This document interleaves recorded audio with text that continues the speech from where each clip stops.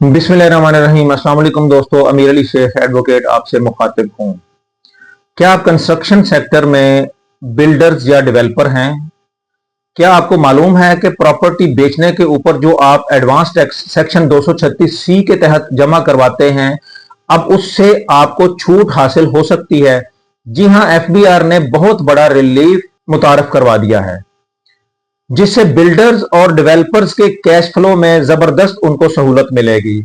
आज की वीडियो में हम बात करेंगे सेक्शन 236C क्या है, बिल्डर्स और डेवलपर्स के लिए जो स्पेशल टैक्स रजीम है सेक्शन 7F की वो क्या है, अब 236C के एडवांस टैक्स से उनको छूट कैसे मिल सकती है और ये छूट किस किस को मिल सकती है, इसकी शराइत क्या है, इसके ऊपर आज हम बात करेंगे।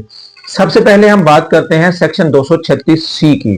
जो भी इमूवेबल प्रॉपर्टी, प्लॉट, घर या कमर्शियल बिल्डिंग बेचता है वो एडवांस इनकम टैक्स उसके ऊपर जमा करवाता है। जो अथॉरिटी उस ट्रांजैक्शन को रजिस्टर करती है वो सेलर से एडवांस इनकम टैक्स कलेक्ट करके एफबीआर को जमा करवाती है। आम हालात में ये जो टैक्स है ये एडजस्टेबल भी है और रिफंडेबल भी है, लेकिन मसला कहां पे आता है? मसला उन लोगों के लिए आता है जो डेवलपर्स और बिल्डर्स 7F के तहत पहले ही फिक्स टैक्स अदा कर चुके होते हैं। उनको दोबारा से प्रॉपर्टी बेचने के ऊपर 236C का टैक्स भी अदा करना पड़ता है।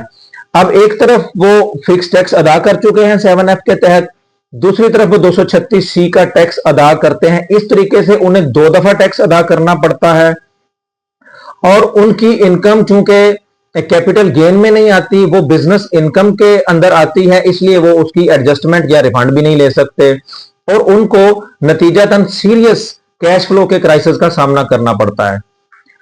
अब इससे आगे हम चलते हैं कि ये स्पेशल टैक्स रजीम है 7F, ये क्या है, इसके मेरिट्स और डीमेरिट्स क्या हैं, ये किन के ऊपर लागू होती है। ये बिल्डर्स और डेवलपर्स के लिए स्पेशल टैक्स का सिस्टम है, ये फिक्स्ड टैक्स सिस्टम है।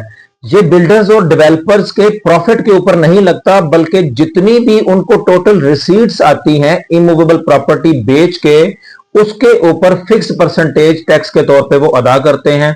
एक ये तरीकाकार है और दूसरे तरीके के अंदर वो प्रोजेक्ट टू प्रोजेक्ट टैक्स अदा करते हैं फिक्स्ड परसेंटेज की शक्ल के अंदर। बज़ाहिर तो ये एक सिंप्लीफाइड तरीका है, क्योंकि इसका हिसाब किताब रखना आसान होता है, क्योंकि ये फिक्स टैक्स पे करना पड़ता है, लेकिन इसकी इंप्लीकेशंस भी हैं। इसके अंदर फ्लेक्सिबिलिटी कम है, एडजस्टमेंट और जो रिफंड है उसकी बहुत लिमिटेशंस हैं इसकी। तो इस टैक्स रिजीम के तहत रिफंड्स भी लिमिटेड हैं। अब हम बात करते हैं कि एग्जेम्पशन किस किस को हासिल है।